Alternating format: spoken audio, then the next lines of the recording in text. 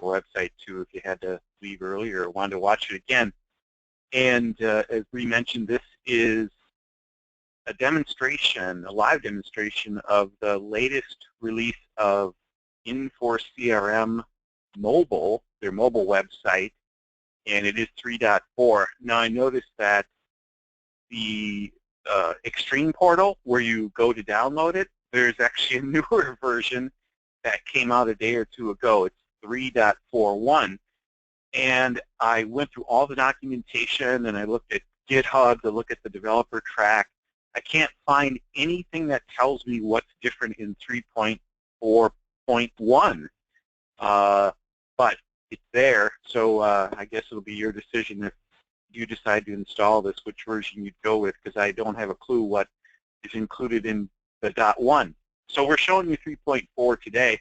This came with the 8.3 release of Infor CRM's web solution. They rolled out this 3.4 version of mobile with it. However, this does not require 8.3. This mobile suite that I'm showing you today works with 8.0 or later. So even though 8.0 is 4 or 5 years old, if that's what you've got, you can put this latest mobile client in, which I think is fantastic. So it is completely compatible 8.0 and above. 3.4.1 is the latest build. Now the only weird thing I noticed is the Windows Phone version 8 doesn't work with this. I looked at their online compatibility matrix and it shows, you know, all the Android latest releases and Apple iOS devices, iPads and iPhones. Works with all those, certified for some reason, and I don't know if anybody cares or anybody uses Windows phones, but it doesn't work with Windows Phones version 8. So I just thought I'd mention that. I don't know what that means or why it doesn't, but there you go. Okay, so I'm going to just sort of walk you through the features.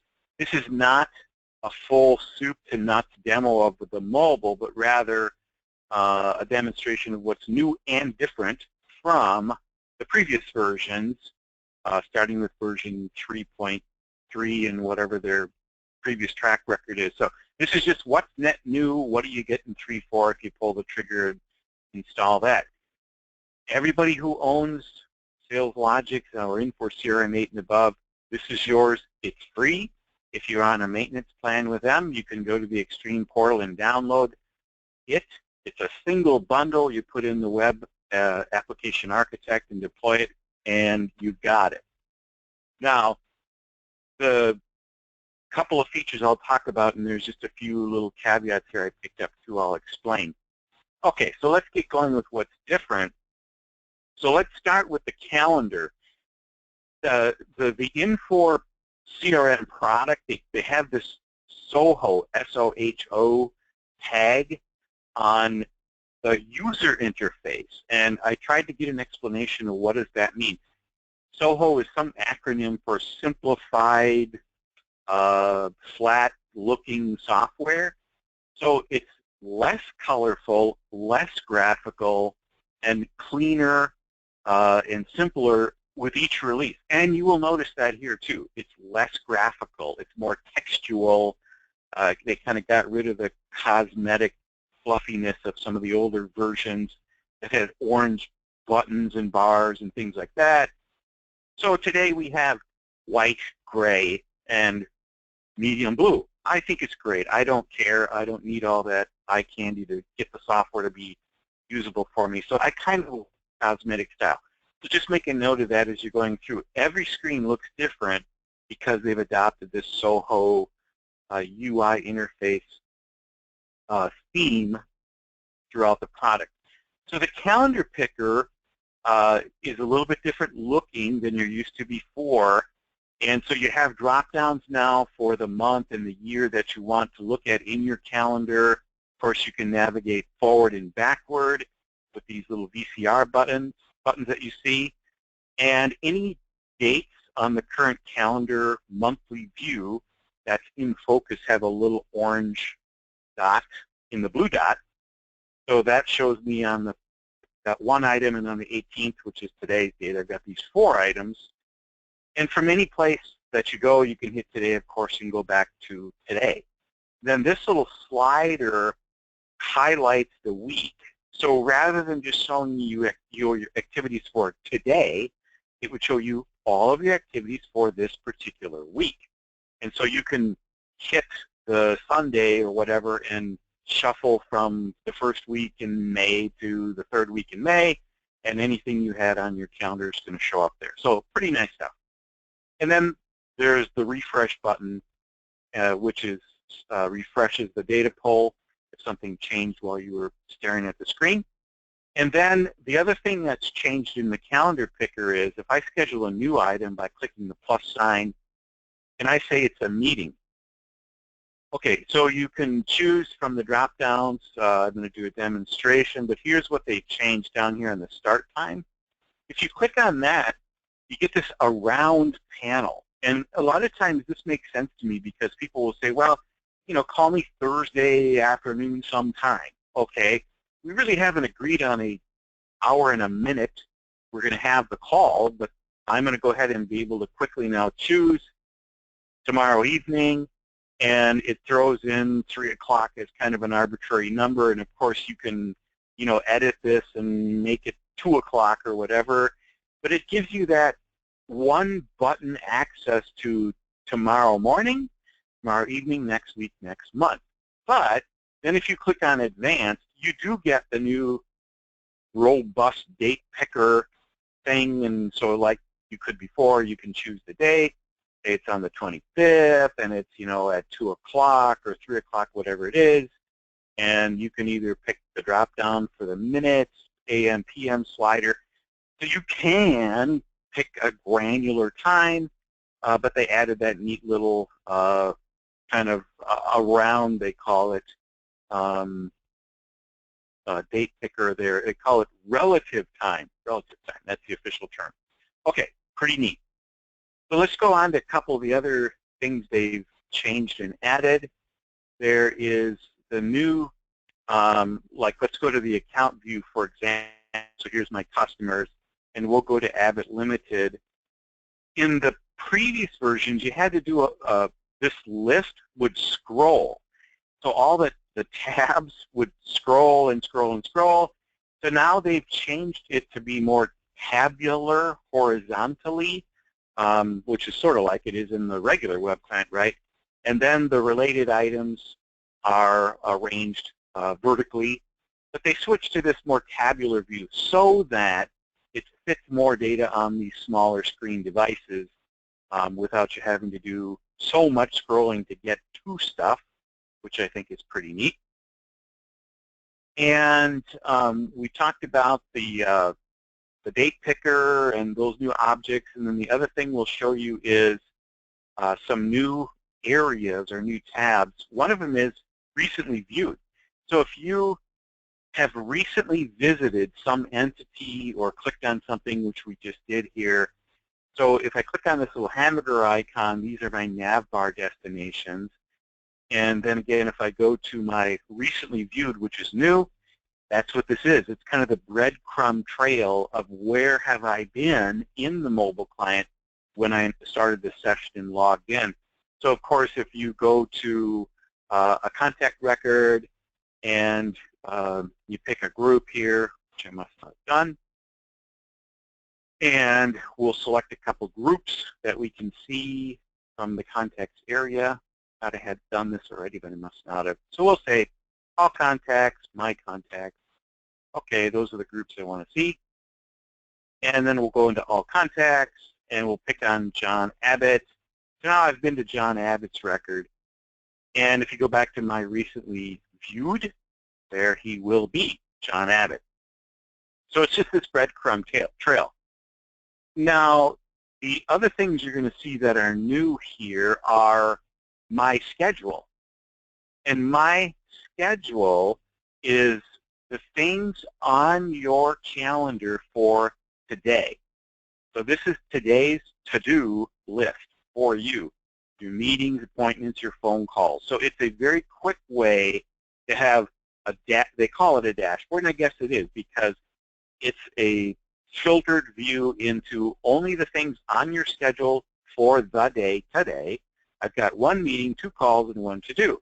So that's what I'm looking at, is those 4 items. So that's my schedule. Now it gets a little bit confusing, it was to me at first, because I also have, of course, my calendar, and I saw those there. I saw my 4 items there, but then I've also got the My Activities. Well, it's kind of the same thing, except you can apply different filters. You can say this week in the My Activities, so it actually spans a different length of time. Or if you take the hashtag filter out altogether, well, this is all of your activities forever. So there's no filter that's been applied to this view. It's just going to keep scrolling and showing you every scheduled activity you have on your calendar forever. That's My Activities. And you do have these hashtag filters you can apply. And you can also do lookups in here to try to find a specific item. So that's just a little bit different than my schedule, again, which is the same data, just shows you some KPIs and a few more dashboard type items that are kind of neat. Okay, so the big one. The big one is the offline access. Yay! So for the first time, we actually have genuine offline capability, because some people still travel to areas of the country where on your mobile device you do not have Wi-Fi. You don't have a data plan, it's not connected, but I still need my data with me. So that whole offline access story has really changed considerably, and that's the big new feature for 3.4 in addition to what I showed you. Well, how does it work? It's based around this briefcase, and you can see this little briefcase item here. When you first log in to the mobile client, you'll see it check for, in fact, let's just do it here, and you'll notice in the upper corner that it's going to check to see if I have a connection. It's going to check to see if I have a web connection. So let's click up here and go enter. You see this checking connectivity. It's trying to figure out if this mobile device I'm on has a live web connection. Now, why would you care? Because even if you don't, it still works, which is pretty cool. So if you're offline, this blue bar across the top is actually going to be gray, but it's going to show you in a read-only mode now. So you can't edit it, you can't add any new data in this offline mode. We're online now, but if we weren't, it would be gray. But you can go to and see your recently viewed items. Those are always available offline. So those are your breadcrumbs. You don't have to, on purpose, tell the system to store recently viewed places you've been in the system. It's going to do that automatically. But what if you want to store a bunch of stuff that you didn't go visit, but you know you're going to need for this day and time, where you know you're going to be on an airplane, or you're going to be in, some farmland where there's no web access, right? So what can you do? Well, you can go to My Schedule and click the briefcase, and it's going to grab all 4 of these accounts. Every one of these activities are linked to an account. It's going to grab the whole record, the account, all the contacts, all the history, all the activities, all the opportunities, tickets, every piece of data related to whoever these activities are for. If I choose the briefcase, you can see it says briefcasing. But what it's doing is it's reading the server and pulling all of the data about those accounts into your offline briefcase. And then we can say, well, what right now is in my offline briefcase? Well, here it is. So these are all the items that were in my schedule, which is today's things, and it includes any recent places I've been in the database, but you have some other adjustable things you can do too. So you can go to an account record and say, well, you know what? I don't have anything that I need to do with Bulk Cargo Ltd., but I want them in my briefcase because I might need that information if I end up going offline. So that's what I did here, stuck them in my briefcase. So now they are part of the briefcase. offline, they're going to be there for me. Pretty cool stuff. So it's got the breadcrumb trail, recently viewed. That's automatically all available offline. And then added to that is every place you went in CRM mobile where you click on the briefcase because you told the system, I want that piece of data offline. I want this offline. I need that offline, so I'm going to grab my little briefcase and away we go. So I just added that account to my briefcase. Okay, so a couple other things you can check here is, so if you go into your settings, and you'll notice you can clear the storage. Now let me explain, this is not a database. This is not some little mini database running on your device. All of its offline data, the recently viewed and the briefcase stuff, is all stored in your browser cache. Modern browsers store offline data so that they don't have to retrieve so much data, so they run quicker. It remembers recent websites you've been to and only refreshes that data when it needs to. That's exactly what's going on here, is we're adding all of that briefcase data into the browser cache. And you can actually see, if you go into the offline options and click on show usage, it's actually showing me how much browser cache data is currently full of my CRM stuff. I've got 37 accounts, 60 activities, a bunch of contacts and leads and opportunities. So it shows me how old is that briefcased offline data, how much of it is there and all that, and of course you clear it out. Now, you can also tell it how long to keep this offline data. So you can keep it up to a week, 7 days. So you can tell it before you start throwing off older stuff and getting rid of the older stuff, because your cache is going to fill up, of course, and you can adjust the amount of that in your browser itself. Most of these browsers have an adjustable offline cache. How much of your device's memory do you want to allocate to offline cache data? And that's what the CRM system is going to use. So there you go. So I think, Bree, that's everything I was hoping to show, all the neat new stuff for 3.4. So is there any questions at this point? Thanks, Scott. Yeah, I do have a couple questions here, and